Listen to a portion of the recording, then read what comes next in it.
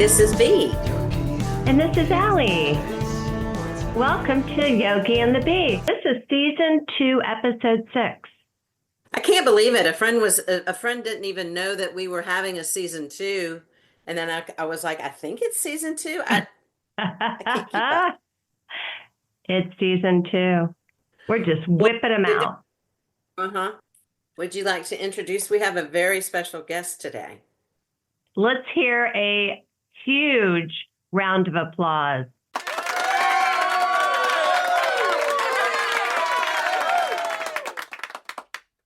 He is our composer, if you will. And we are grateful and lucky to have him here today. Are you going to give his name? I think so. Charlie-Mac Drury. Welcome. Charlie-Mac Drury. Welcome. Charlie-Mac. We're so glad you're here. Hey, everyone. Thank you for having me. Really, really grateful to be here. It's great to finally get to speak a little bit on the show where I've heard that theme song blasting for months. Yes, people love it. How did you come up with that song? I had been working on a simpler approach to the theme song based on a Beauty and the Beast style melody. Beauty and the Beast, Yogi and the Beast. And we'd had a few runs of that, and I was about to totally get back to the works on that and just re-record the whole thing with a little more oomph. And I just wasn't feeling it. I just really was not feeling inspired. And I felt a little like slow and kind of, when you get people hyped up. So I plugged in my guitar, I plugged in a couple different instruments I hadn't been working with on that particular project, cranked up the gain, cranked up the volume, and just thought, I don't know if this is going to be the song or not, but I'm just going to jam out for a couple minutes. And a couple of riffs came out of that, and I thought, man, I'm not going to tell them until this is done, but I'm just going to make this super hyped up Brit punk, underground punk style song and crank up all the volume, throw some super saucy, slappy sax on there, and see if y'all liked it. And apparently you did. Loved it. And big hit. it. Big hit. Yeah. Yes. For those of you that don't know, Charlie-Mac is Allison's son, youngest son. That is correct. I think that's even more special. It is. And you know what? You saying yes to doing that was very cool. So thank you so much. I mean, it could have been weird, right? And I love that it was the 1980s new wave punk sound. I just loved it. It was perfect. So thanks again. Well, thank you for inviting me to participate in that. I definitely think it's the first official music piece I've ever written for somebody's project, or especially podcast. So that was really cool too. It made me feel a lot more official as an artist. So thank you for including me. Thank you. I have a lot of questions, and I want to kind of stay in a chronological order, if I may, because that helps me stay focused, which we all know is important. Yeah. So I just wanted to kind of share with everybody about your musical background. And I was trying to remember, having known you a little while, how this all started. And it's fascinating to me. Ask the question.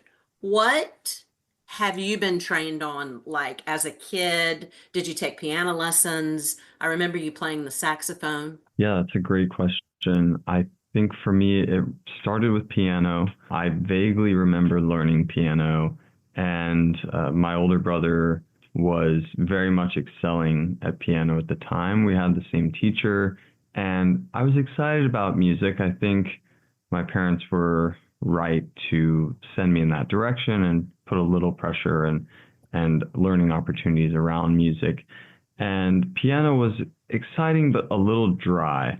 And again, I felt the pressure of my talented brother ahead of me. So I kept learning it. I think took lessons for a year or so, but kept begging to learn guitar. So after I knocked out a couple of the fundamentals of piano and had a couple recitals, and then was able to switch over to guitar. And so that was happening right around the same time as I went into middle school and selected the alto saxophone as my official school training instrument. So I really read a lot of music, learned a lot of music, learned to listen to symphonic orchestra or marching band or jazz band around me. And I was just completely immersed in it every day from sixth grade all the way up until senior year, with jazz and marching and all of that. And at the same time, playing a lot of rock and roll with my neighbors and my best friends. We were all learning from the same guitar teachers and going to some of the same music camps and stuff like that. So the really cool thing about where I grew up was that it was a small town, but there was a huge musical influence there and a lot of families that seemed to really value music. And I think there was a wave as well of talent that went through that time. So we had a lot of great peers and friends to bounce off of, and a lot of those peers are still playing today and have made professions out of it, and we're still in touch. So it's been a great journey. Gosh, so cool. Well, I remember vaguely about the piano, and then I ran across some pictures of and saw you with the saxophone, but I wasn't sure if you had been trained on the guitar, like lessons and all that. Yes, maybe about 3 solid years of guitar training with lessons until my teacher and I had a big blowout, which is, if you're not having a big blowout with your rock and roll guitar teacher, it's not rock and roll guitar. I would agree. And that was the end of that. And that was the end of that. But I mean, you've But got I some think you feeling would- behind it. Yeah, I think you would reach that. No, we really had. I mean, Yeah. it almost took us just a certain moment of frustration between me and my teacher, which we talked it out the next day. But I think there was a certain limit, and he told me that. He said, "You've got a lot more to learn. I personally can't teach you anymore. In terms of, I don't think you're going to learn any more from me." And that made sense to me at the time, because I felt like I know what he wanted me to push forward on. There's a lot of technical things that were right there. And at the time, I loved playing guitar and I didn't want to put it down. But every time I tried to focus on that homework, it just really made me unhappy and not want to play guitar. So I think, frustration aside, it was just clear that, okay, this learner and this creative has reached this point where he kind of needs to go play with his friends. He kind of needs to go try out having a rock band. And I did still go to some guitar camps and things like that, and definitely had teachers around. And Okay, and, I didn't realize that. Yeah, University of Georgia guitar camp a couple summers in a row, which was great because that ended up inspiring where I went to school and everything. So it was fun to actually be in some of the same dormitories I ended up in later. But yeah, so I'd say some of my best guitar teachers, just to finish on that, have been other guitarists that I've worked with since. I really have been graced with some amazing lead guitarists who have been best friends of mine and bands that I've been in. And they've definitely sat me down here and there and showed me a few new things that just helped me in the actual jam space that's out there. So. Yeah. So Well, that's what he's been doing this week, B. We have not seen him a lot because he was creating music with Athens people and Atlanta people, and they did how many songs together? We cranked out about 7 songs in 2.5 days, and they were all from scratch. Wow. Not a single idea had been really laid down on paper or anything before, and it was a cool experience. Just got to hop into a friend's studio, kind of casual, also very professional studio where there's a lot of professional musicians who live in that space, and they have a really cool open policy where people just hop in and participate on things that are going on in the house. So a key creative friend of mine, he and I sat down and really cranked out just some new ideas with absolutely no restrictions on ourselves. That's something we share in common when we come together is, even if it's going to maybe sound bad or something we're worried about or not our norm, let's just make it anyways and see what happens. And so we had a great few days of just really getting to the raw joy of creating music. And the cool thing I noticed was a lot of those professional guys who are leagues ahead of me in terms of their talent and their practice and their regularity with performing, they came a knocking and just wanted to have fun with us. And so I think that was the best part. That's He super was cool. in a band in Athens with the guy he was playing with this week. So that was kind of nice. Yeah. Yeah. Yeah. Before, And he, previously, you had been in a band with this guy. yeah, probably Did you about see? 10 years ago. Yeah. What was the place where we would go see you? The Did you Northside ever go? Tavern. No, To we the only, north oh, side. actually, yes, we did play. That was our last show, Yeah. I believe. Okay. Yeah. So Yeah. you were there, right? Yeah. Or yeah. That was Yeah. really cool. That was very That cool. was a great setup. Very smoky, Yeah. bluesy atmosphere. Mhm. Oh yeah. Love it. So when you said we played from scratch, you said something about put it to paper. So when you're jamming, you're not reading music. It's just all right. Right. It's really coming from a trained ear and usually a little bit of vocal communication. Yeah, it depends up front. Even in more of a jam setting, say a jam, we might make a song out of this jam setting.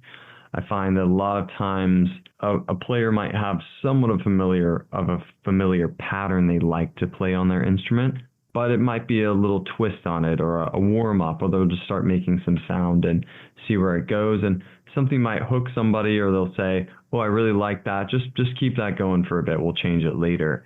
And so we'll usually just start there just to open up the space. Yeah. Very repetitive, very just kind of don't worry about it, just let it ride. And then someone else, when they've tried out a few different melodies over it, they'll lock into something. And then next thing you know, you've got two countering Yeah. parts that are catchy and everybody's enjoying it. So maybe it's not the next top hit, but let's just keep going. And so that's usually where we start. And then the paper comes out because somebody might think, I'm feeling some great lyrics to this. I just want to write these down for later. Or I'm thinking we could key change to this key or that key. Let me just jot that down just for later. Because it's all Yeah. about keeping that organic entity of a song that's kind of being born. Yeah. Yeah. And sort of feeding it and massaging it, but without totally putting it down. But also not just getting caught in the same 2-chord loop for 3 hours, right? So Right. yeah. Yeah. That's so That's- that whole creative process is just fascinating to me, and I'm so envious. Keith Urban, Yeah. Not love to personally, see. by the way. Yeah, I know. Yeah. My partner and I follow him around. He's just a fantastic entertainer, but learned that he can't read music. He's never read music a day in his life, and Wow. that whole brain creativity by Mm. ear Yeah. is just. Right. And here I'm just trying to plug out, play whatever the song Heart and Soul, dun, dun, dun, Right. because But I read you're from a music. musical family. I mean, y'all Yeah, all but I don't play have- together as a family. But y'all were. I don't have anything by ear. Can't do anything by gotcha. ear. I gotcha. That's the part that my is apologies. My apologies. Yeah, you're dead wrong. That's the part that is just fascinating to me. Well, it sounds like it was a successful trip here then. Very much so. And a nice change of Yay. pace. I hadn't brought the creative production element to a lot of my home visits before. So definitely looking forward to having a little bit of that sprinkled into my trips in the future. Yeah. It's got to be so energizing around others that, as opposed to, sitting in your room by yourself, journaling and coming up with a chord or two, like feeling all that energy from everybody else must be really cool. Yeah. And at least in this case, I think of myself when I'm at home writing as kind of a different version of myself because I have to fully be my own producer and label and pressure. So there's a part of me when I'm closed up in my room that's very serious and dedicated and intense, but also completely unleashed because no one gets any say on what the sounds are going to be. So that ends up becoming its own discipline, and it's very exciting Yes. and very kind of like Yes. sweaty and intense, and got to go grab lunch and come right back, and I'm back in this thing and my ears are ringing, and And so in a weird way, it was exciting to be with these guys, but also a little more relaxed because there were so many other elements and conversations to bounce off of. And at one point, I went for a break and I came back in thinking, oh man, okay, get ready. We're about to have to nail that part. And I come in and there was a guy playing a different instrument and someone else is on the drums. And they were just on a totally different jam. And we all looked at each other and thought, you know what? You want to come back to that song later? Yeah. And so it was kind of just like being a guest and being along for the rides, as opposed to me having to open up this can of ideas and try to get every single one of them out before I forget and have to move on to work or something. All I had to do was sit there and throw a line out every now and then and maybe pull one little melody in, or oh, here's an idea, or here's a beat, or here's a chorus line, So it was cool. It was almost like 5 or 6 of us were all sharing that intensity, and it was kind of like a merry-go-round. So definitely energizing, but also you kind of get these breathers. Yeah. Well, speaking of genres, so you live in Colorado, Yeah. right? Boulder, Yep. Bold. And we'll plug your Spotify, of course, before we say goodbye. But would you call your other genre or other catalog kind of like meditative, or what would you call that? It's been tricky because I shift based on kind of what mood I'm in, and that could Yeah. be a drastic change of genre to answer your question straight up. I've been making a lot of soundtrack / ambient / symphonic work. So Yes. everywhere within there, because some of those symphonic tones I'm using, sometimes I can just hold down a few of them and add in some fluttery, quieter, softer melodies over it. And oh, that's something you could kind of meditate to, or have like a trippy, emotional scene in a movie where somebody's, having a moment where they're overwhelmed and they're just kind of in this awe or something. And then on the flip side of that, I can throw in some drums and some horns and some rhythm, and then those same symphonic tones suddenly becomes something more intense, like a march or some kind of action movie sequence. So I've been dancing between rhythmic and ambient styles within a symphonic selection of instruments a lot lately, which is something I haven't had the chance to do my whole life until it's just really a few cool. months ago.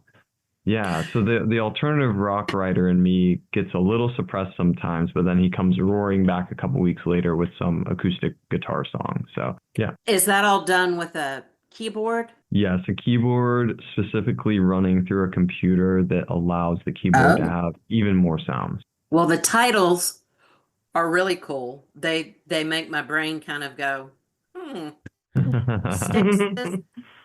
I think I learned that in some class, but some of the other ones I'm having to look up. But it's good curiosity to, I don't know, think about what the words mean, and then how did you come up with it, and then the videos that are behind it. You do all that too?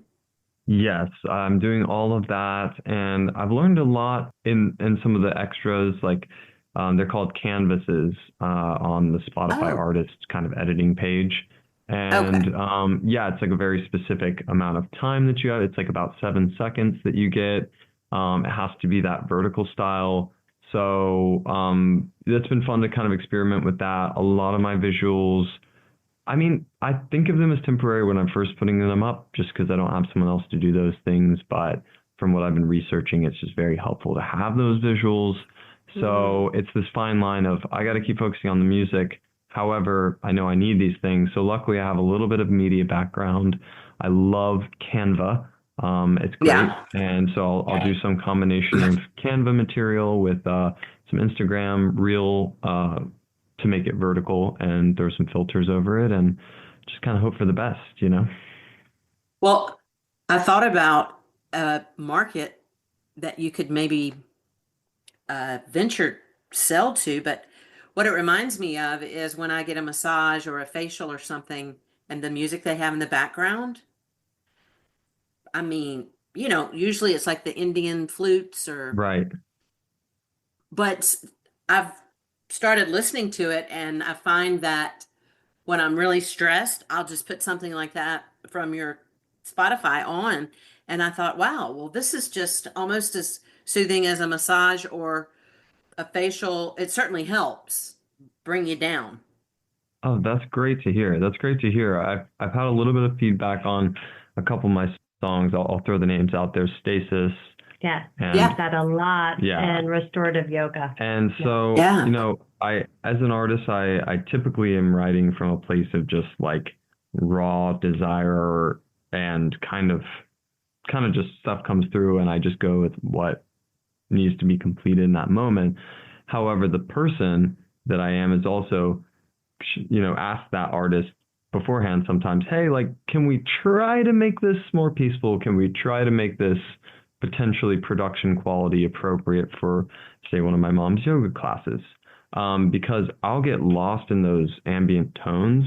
And a big part of what I've been learning is how to make those tones still last a long time and give you this wave-like feeling, but not be just pure cosmic color and stuff like that. So there's a fine line. I think a couple of them, like Stasis, was a little more on the low end. It's a little easier to hear in the ears, especially with AirPods or something. And then something like Aura, yes, can be in meditation, but it's a little bit more like activated, you know. Yeah, with the drums. So I've tried to do it in like a restorative. It's like boom, boom, boom, boom, boom. It's like, whoa, waking them up, waking them up. Let's switch that off. But yeah, I'm begging for more, for more. And so then when she it. begs the person, and then I have to beg that artist too. So it's a double whammy of hoping the creative flow comes through in a way that's manageable for people sleeping or restoring themselves. Yeah. Well, it would have to be some type of emotion behind it from you, right? Exactly. That you're feeling. Right. And with the song, so there's the album Aura, and then there's the song Aura on that album. And specifically that song is a good example of where it was actually the runoff from some of the tones from one of the other songs on that album. And it just ended up with all of this sustain and this kind of oceanic humming and drumming on. And I thought, in the moment, I was so wrapped up in the music that I just loved this blasting wave of kind of cosmic radiation, if you want to think about it that way. It's fun to have those tones and then to come back to it 20 minutes later and be like, oh my God, that is actually cosmic radiation and way too much. It's a constant fine line of whittling things down. That's interesting. Yeah. And there, but to reference the emotions is that I was in a much more heightened emotional place when I kind of was like, oh, I love this ongoing sound here. But then when I came back to it later, I had chilled out. So sometimes it's about honoring that absolute explosion of creative energy when you are emotional, and then also honoring your own ears and other people's ears just a little bit when you come back as a producer. So that's been interesting to switch hats and have it all by myself. And sometimes it gets confusing, and I'll release songs that I didn't produce as well, and I'll take them right down and get back to the editing process. So yeah. How do you think that part came about for you?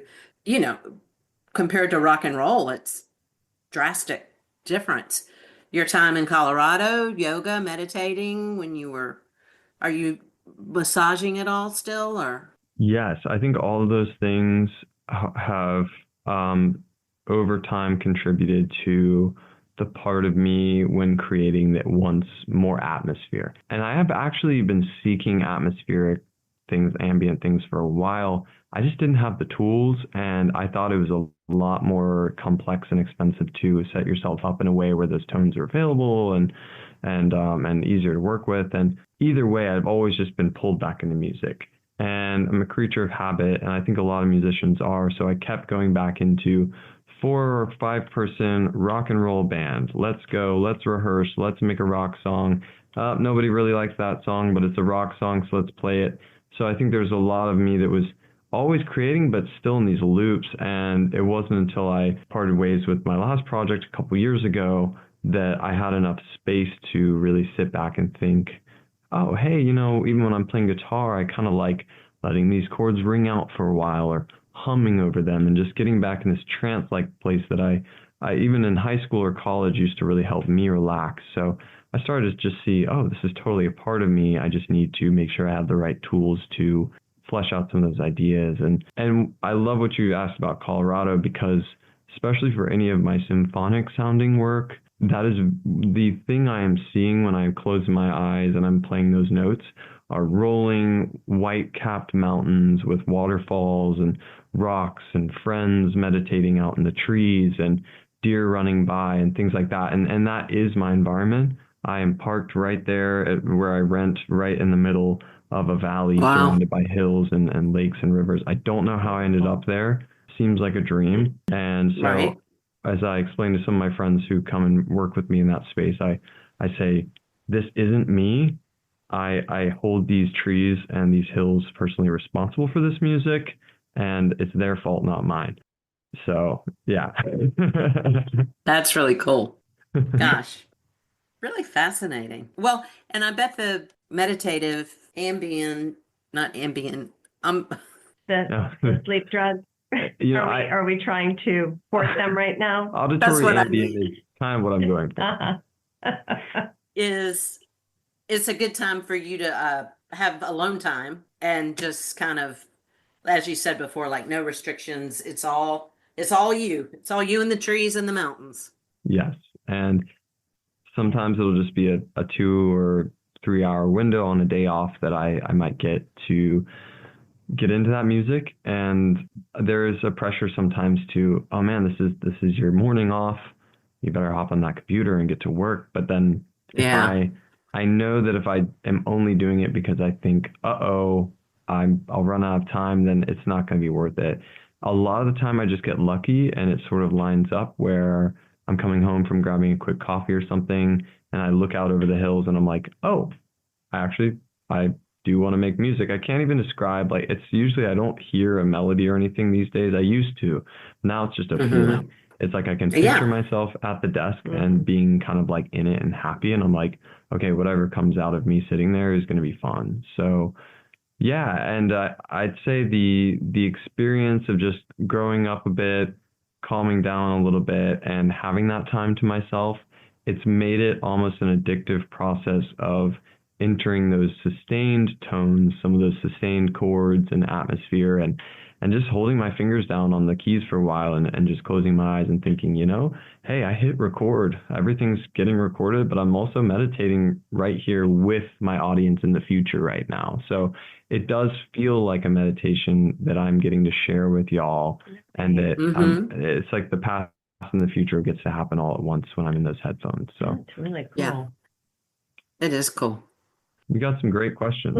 When I'm driving, half the time I don't see the pictures until like yesterday. For the first time, I saw the videos in the back and I was like, oh my God, there's Charlie-Mac in a tree and mountains, and it's a whole different feeling.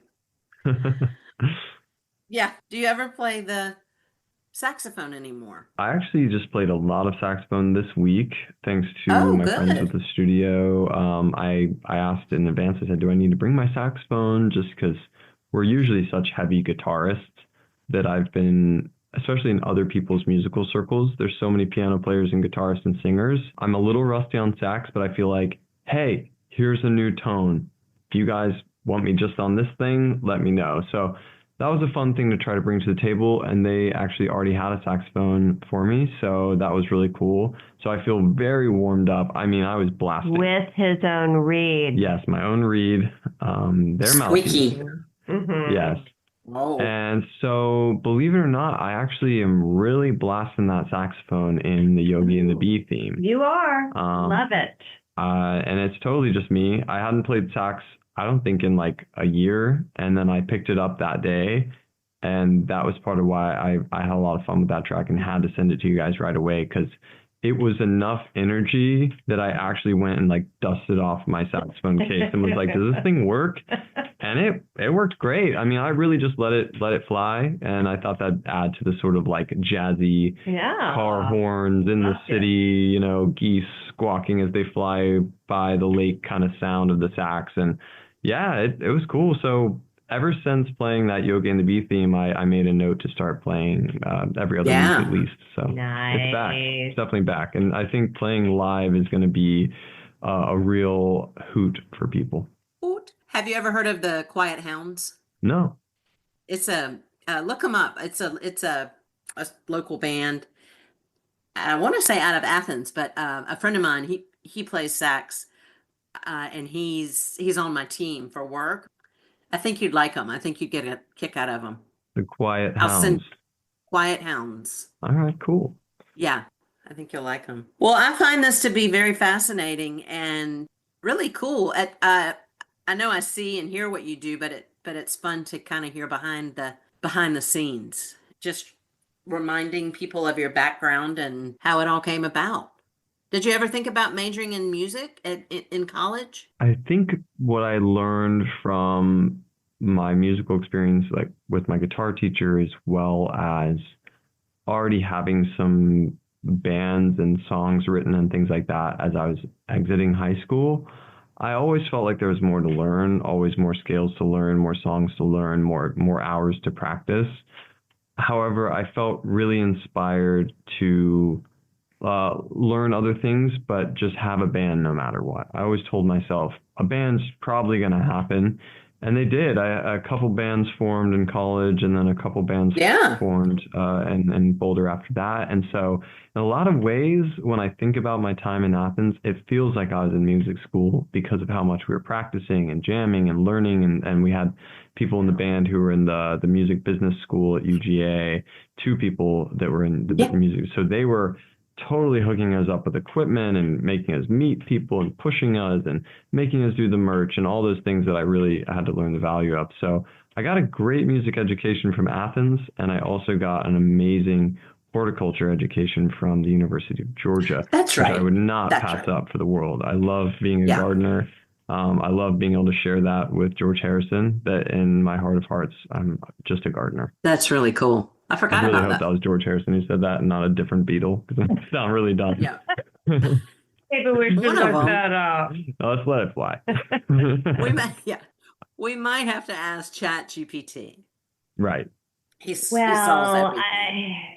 I so wanted both of the boys to do music in college. I really did. I wanted them to do the marching band just because they did it. I know they hated it so much in high school, but they both were like, thank you for making us do it, because it was a great experience. I just thought also to have that community in college of people that knew your name made the college smaller, but they figured out their own way to do that. But I guess I would have loved it if I had stayed in band and not gone to vocal ensemble. But I guess I would have had to buy more than one reed for my clarinet.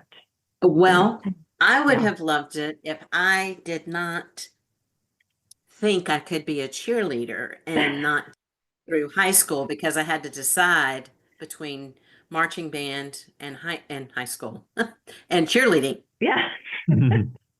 And I should have done marching band, but my siblings did. And man, that's probably flautist. I was a flautist. It's probably one of my biggest regrets. And I had my sister's old flute, and it was a hand-me-down, and it was just horrible. No. Maybe if I'd had a fresh in the high school stands a few too many times. No, it just smelled. Oh. Yeah, it did. But your mom and I were in elementary school band together. Yes, she was clarinet. I was the flute. Wow. He knows the squeaky story. Yes. That was some good times. I always compliment clarinet players when I meet them, because I'm like, wow, that's a tougher instrument. And they're like, really? I'm like, yeah, the embouchure can be tough. I know a lot of people can be very squeaky. And they always crack up and they're like, oh yeah, it actually is hard for a lot of people. But I guess that they've been doing it years, they forget just how squeaky those first couple of years are. Oh my gosh. It was bad. It was bad. Really bad. Well, I think you wanted to just lose me as a friend and band because you were so embarrassed. Just one more thing. Look at her. Yeah, look at her. What an idiot. So I'm excited about the music coming out, and we'll certainly share that. Where can people find you, Charlie-Mac? I am available on pretty much every listening platform you can think of. Oh. Everything from Apple to iTunes to YouTube to Spotify. I love when people check me out on YouTube or Spotify because there's a nice follow or subscriber option there so you can get notified. And on Instagram, my name is basically what you see on all those platforms, but just smudged into one word with no hyphen or anything, just Charlie-Mac Drury. So I'll update a lot of people there on shows I've got coming up and new songs or new music videos or things like that might be dropping. But yeah, I plan to drop music on all of those platforms every few weeks or so. Great. Awesome. I love it when you have a new song. I've actually, I guess I should take this opportunity now to say at this time I'm working on a short album. I guess you'd call it an EP. It's got some similarities to Ara, which is just a 3-song EP that just dropped. That 3-song EP inspired me a lot to try some similar themes, but just taking it a little further. I'm bringing some vocals into this next symphonic sort of approach. So it's going to be called Hopium. That's Hopium with an H. And it should be coming out in just a couple of weeks. Oh, not opium. Yeah, Hopium. Hopium. Hopium. Like the Hopi Indian. Yeah. That's so cool. Hopium. Super excited. Yeah. All right. Well, So we're gonna take him off to celebrate his birthday, yes. and we're gonna go down on Miami Circle to. Are y'all going to Luna? Yes. Eclipse Eclipse de de Luna? Luna. Yeah. Eclipse de Luna. Yes. And I went have there not some too long ago. tapas. I'm just going to go eat myself some weight and potatoes. And they have live music, which will be fun. Yeah. Yep. Might hop up there and, steal the show. Oh, yeah. Would love that. Yeah, it was good. Well, y'all enjoy. Thank you. What are you doing tonight? Birthday girl, the birthday that keeps going on, right? Yeah. We are just headed around the corner to some friends for a little birthday celebration. One more tomorrow night, and it's a wrap. It's a wrap. Wrap? Yeah. Okay. And this is a wrap. Hey, I'm gonna go pop the cork. You know what I'm saying? Yes, I do. I do. Charlie-Mac, are you leaving tomorrow? Tomorrow night, yes. Yes. Tomorrow night. All right. Well, safe travels home, and I hope to see you next time and listen to all your new stuff coming out. It's going to be great. Thank you so much. Thanks for a great interview, too. It was very, very nice. She's good. She's good. I thoroughly enjoyed it. We love seeing you. Happy birthday times 10. Thank you. Bubbles and bye-bye. Bubbles and bye-bye. Namaste. It's the Yogi and the Bee. It's the Yogi and the Bee. It's the Yogi and the Bee. They're right here in the All right now. I love that part. Okay now. All right, kids. Well, y'all enjoy your dinner. Bye-bye. See you soon. All right. Thank you Ciao. so much. Great to see you. Ciao, baby. Ciao. You too. Bye-bye. You Bye-bye. take care. Bye-bye. Bye-bye.